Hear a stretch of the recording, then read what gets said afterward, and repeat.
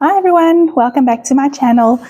It is Michelle and today I am topping up my little Art by Marlene drawer with some little ephemera bits for my rainbow journal. So I quickly went over to my sewing machine and I sewed a couple of ruffly strips from some leftover scraps of fabric that I had, and then I made this one off screen and I thought, well, I'm here now, so I might as well hit record.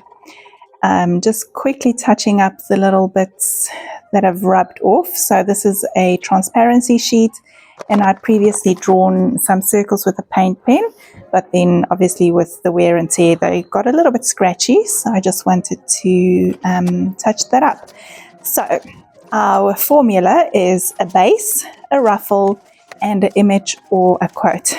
I realized that I completely spelled base the wrong way. I do correct it eventually. So for now, please forgive my embarrassment, but here we go. Okay, so base for this one is a piece of transparency sheet. I previously stamped one of Marlene's stamps on it with archival ink. It does have to dry overnight, but I've had this one for months and months, so it's fine.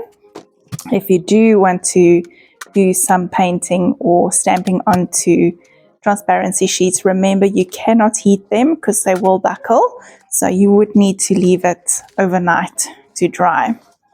I've stapled a little roughly bit on there, and I'm just trying to figure out what I'm going to do as a focal image or a quote. I also previously, when I did my previous batch of little embellishments for my rainbow journal, I had taken a UV lamp or some UV resin and I put it over a couple of Marlene's stickers and just baked that under the UV lamp. So I still have a few of them lying around, and I'm trying my best to get through this stash and make this little green container of mine a little bit more manageable, a little bit emptier. It's always so satisfying when you manage to finish something. I don't know, I just find it very satisfying when I finish a sticker sheet or when I conquer a pile of certain things. So after I made these little ruffles, I thought, okay, well, I'm going to use them now instead of having them float around. Again, I'm starting with a base, a ruffle. This time the ruffle is actually not fabric. I'm using a little die cut. It's also from one of Marlene's die cut sets, and that is going to serve as the ruffle. And this particular little piece of card that I had floating about had a quote on, and I cannot remember what it says. Spread kindness, maybe? And I wanted to highlight that spread kindness, so I just went over it with some glossy accents, which is now almost finished. So I only did glossy accents once for this entire time that I was busy with it. And I didn't really want to take out my UV lamp, so for today that's just fine. So when you look at these, they might seem a little bit incomplete, like there's more that can be done to them. There we go. I realized my mistake. There we go. All fixed. Sorry, I was saying that some of these may look like they're not complete all the way. The idea behind this is when I put them into my journal, I will still be able to edit them and adjust them to suit the page. So I don't look at them as completed items. I do, when I put them down into my journal, I will give myself the freedom to make them work for me at that particular time. But for today, I just wanted to put a couple of things together and see how they work and just play a bit. I did not love the green and yellow stripes on this card, so to just push it back a little bit, I just went over it with some gesso on my finger and I finished with half a die cut. So the other half I just cut the flower in half. And I'm going to finish with a little quote, and I will also go around with a doodly border. I did also use my little corner rounder punch on some of these cards. I really like the look of it. Sometimes a tiny little detail like that can actually make all the difference and make it look a little bit more complete. I also find that once I do that corner punch, I want to do it on all of them, because then the edges of the ones that I haven't rounded just feels, I don't know, sharp and just not friendly, I guess. So you'll see me do that a couple of times. This was another little floaty bit of card that I had around, and a little bit of fabric. So this is a cotton fabric, I think. It's probably from like a pillowcase or a sheet or something. And I've just got a whole bunch of different paints. I might have used it to mop up paint, or maybe I went in there with paints and dyes and things to create a dirty but colorful looking rag, because I knew that I would rip it up and use it like this. So that's where that came about. I was looking for a little focal image for this tag, and I couldn't really find something in my little box. So I grabbed some of Marlene's packaging. This is actually the cover of her older sticker book, and it had this butterfly on. So I just stapled that on. You might have noticed I also switched to a smaller stapler. I find that although I can reach really far into these elements with my bigger one, I don't really love the big staples. So I switched to my smaller one, and that makes me much happier.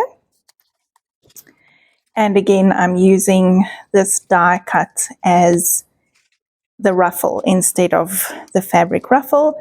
And I'm just going to finish off with a quote.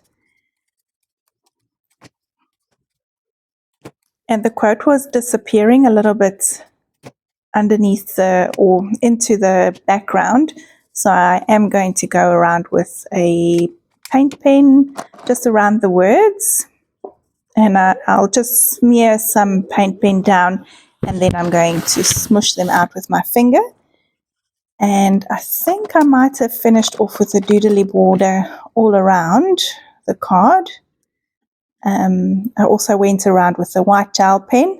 My lines are super scribbly and very untidy. I like it that way. I don't want things to be too perfect for this journal.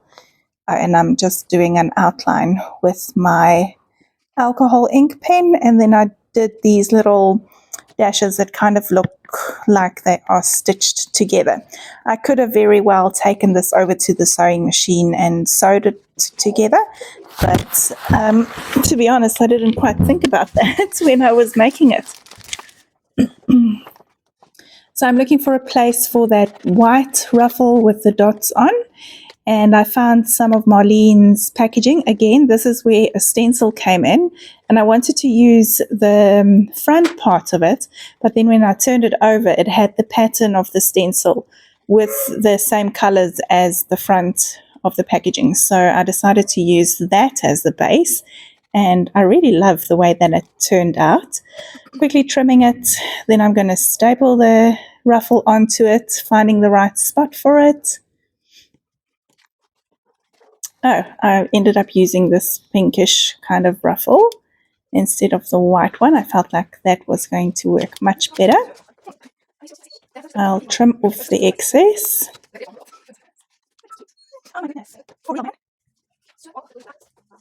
And then I thought that this rose that I'd colored in previously would look nice as a focal image.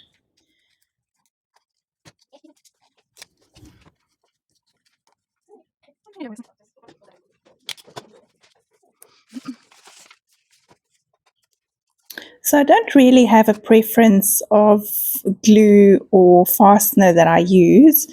For this, I had just the Marlene sticky glue, I had some double-sided tape and my stapler, and that was it. So for this little one, I just stapled a little ruffle onto one of the die cuts, and I was quite happy with that. And then this one is just the piece of that dyed or painted fabric that I had, and I'd attached a little pink ruffle to it. And I'm simply going to stamp out this phrase that says, turn toward the sun and the shadows will fall behind you.